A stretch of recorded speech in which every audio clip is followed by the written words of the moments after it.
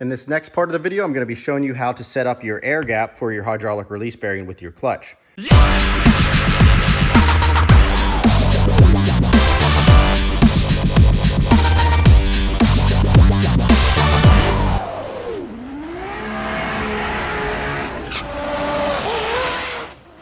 So for these steps, you're going to need a couple tools. You're going to need a digital micrometer, you're going to need a straight edge, you're going to need your transmission, you're going to need the bearing, and you're going to need some hardware. So here you have the two shoulder bolts that come with this bearing, and then you have the two hardware pieces that I give you to bolt this to the T56. So the first step is going to be to install this onto the trans.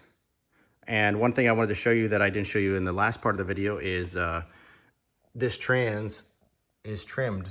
So you can see there, I trimmed this transmission right on that little corner to make it clear the tunnel in the Mark IV Supra. So it's another thing that I do because I have all these transmissions in-house, is I'm able to trim these and have this all set up, ready to go to bolt into the car.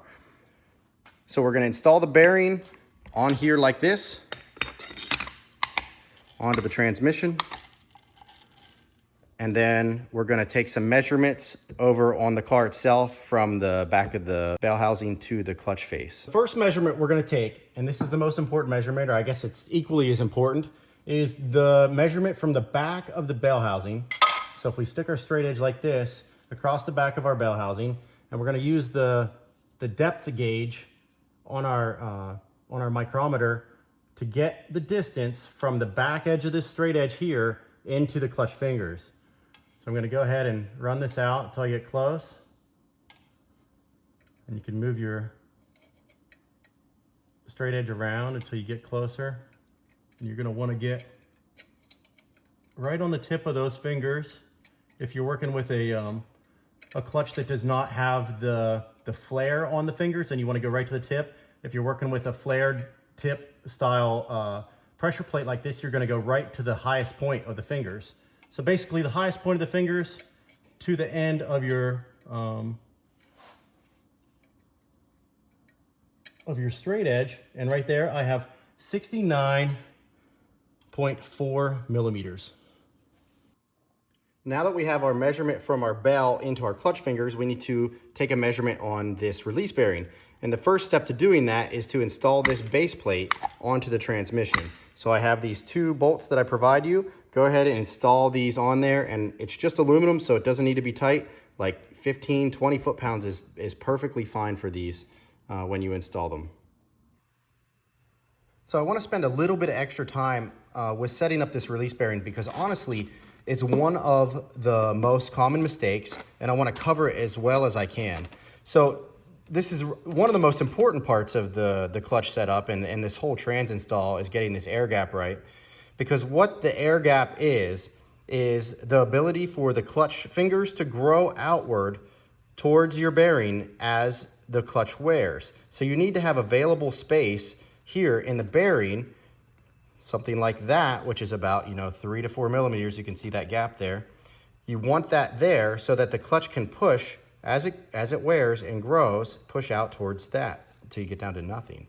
So if you don't have that there, what happens is, if you're out here and you run out of gap, the clutch now starts pushing on the bearing, but there's nowhere for it to go. So now it's actually taking pressure off of your pressure plate, which makes the clutch less strong, and the pressure plate have less clamp pressure, so it actually makes the clutch slip. So for the longevity of your clutch, you want to make sure you set this up right. Now, one of the things you have to understand with this air gap, so when you go and set this up, it's gonna have gap here. You're actually gonna have physical space between the end of the bearing and the clutch fingers. It's gonna look like where my finger is. You're gonna have actual gap there. Now, after you bleed the clutch, this bearing is gonna have pressure in it from the hydraulic system, and it's gonna come out like this. And now, your air gap is no longer here on your fingers. Your fingers are now lightly touching the bearing. That is normal. Your air gap is now in the bearing sleeve itself. This is now your air gap. So that is something that is like one of the most common misconceptions with this, is that when you have air gap, it should always be there at all times. No, the bearing is actually going to be pressed up against the fingers after you bleed. This is now your air gap, And as the clutch wears, it has the pressure to push against here and push this back until you get to 0 gap. So 3 to 4 millimeters of gap in here is what you want, or when you first set it up, you want it out here. After you bleed, it's gonna look like this, right? What's just as important as getting your air gap set small enough is making sure that you don't get the air gap set too big. So if you have the air gap set here like this, where you're like over 1/4 inch or maybe even more than that, this bearing sleeve has about 3/4 inch of travel. So now with 1/4 inch of gap, you only have a 1/2 inch of travel left. And a lot of these clutches require a 1/2 inch of travel. So you're gonna be at the end of your piston or at the end of your sleeve. And what happens is when you go to release that clutch, and if you don't have a pedal stop, you're gonna go out here and boom, out comes this seal. It's gonna blow this seal out and ruin it, because what usually happens is it comes out here, binds crooked, tries to draw back in, and it pulls that seal back in crooked and ruins the seal. So you'll need to replace that.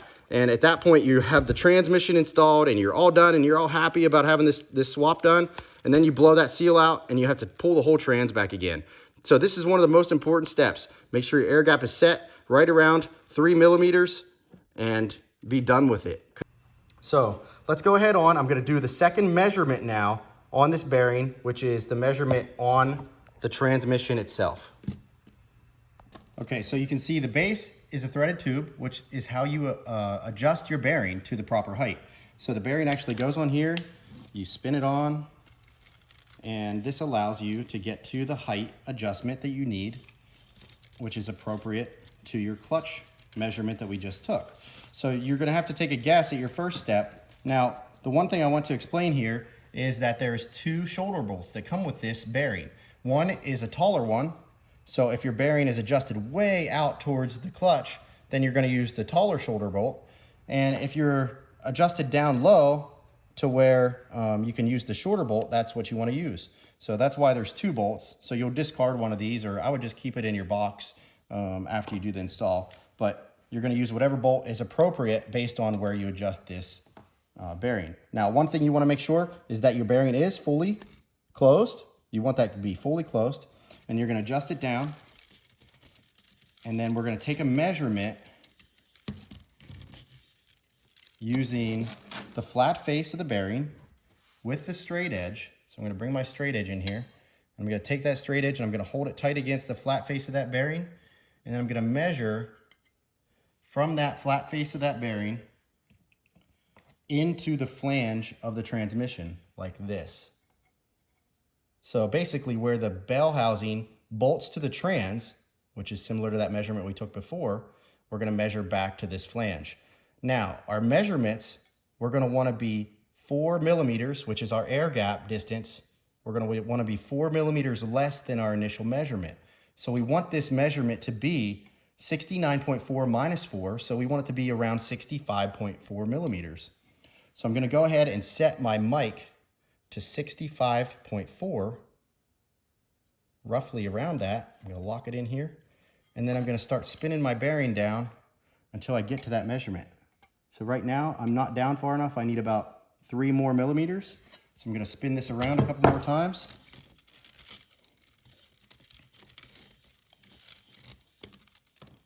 Let's try it again.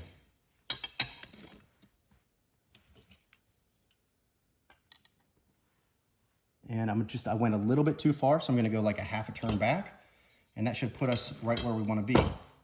Now, the one thing to remember also with this bearing is that you wanna have your bleed line, which is your bleed fitting like this. You want that bleed fitting on the top. So you want the air to come up and through the bearing and out the top. So when you orientate this bearing, you wanna have these lines set up so that your clutch bleed line right here is on the top, right? So you can see how that goes. So now that I'm close to where I wanna be, I'm gonna check my shoulder bolt length and make sure it's gonna not bottom out, and it doesn't, as you can see.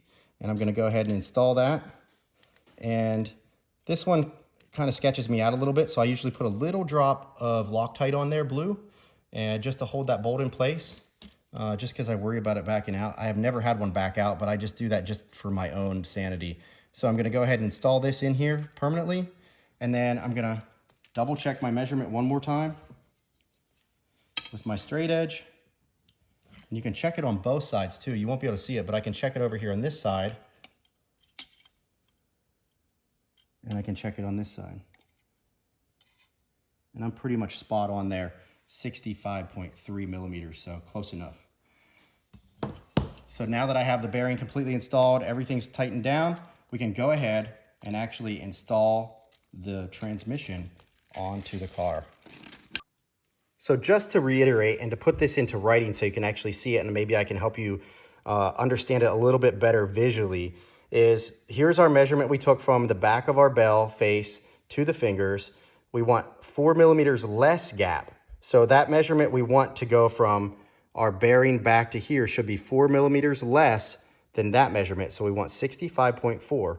And to visualize that, if this is our bell housing here, these lines that I drew, and this is our clutch and our clutch fingers, you want 3 to 4 millimeters of air gap between your fingers and the bearing. So this measurement from here back to here is going to be 4 millimeters less than the measurement from here to the fingers, if that makes sense. Hopefully that makes sense. That's the easiest way I can explain it. And this is the easiest way to set up one of these bearings for the proper air gap.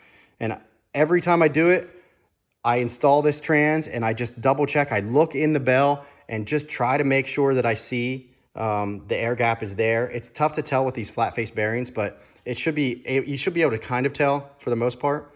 But that's what I always recommend. And then after you bleed, just to double check that your air gap's right, you can look in through this little inspection hole in the trans behind the bell with a light or a flashlight and your camera on your phone. And you can make sure after you bleed that you have something looking similar to like that on your bearing, showing you have 3 to 4 millimeters of air gap in there after you bleed. If you were like this, after you bleed, if you're like that, that means you have no air gap. If you're like this, that means you have too much air gap. So you want to kind of be somewhere in between there, right around 4 millimeters roughly. One of the last little detail items I do is I take some cheapo 3/8 line here, rubber line. This is fuel line, whatever I have around. And I'll take it and I'll slice it down the middle with a razor blade. And then I'll slip it over these braided lines to protect them when they're in the trans, because basically they're gonna be in this corner down here coming out. And I don't use these holes up here for these installs, because in the tunnel, this is super tight. You have barely any room. So these are PTFE lines. If you bring them out of here and kink them real hard, and especially put them over these little sharp ledges, you're gonna get a pinhole in this line. So bring them out the bottom like this, both of them. And again, bleed line on the top, but use some rubber line around here to protect these lines from the aluminum and from vibration. This is going to protect them for the life of the car. Now, you can get fancy and put some zip ties around here to contain it, or just put some electrical tape around each end, or around every couple inches, put it around there. But for the most part, this stuff it's not going to go anywhere.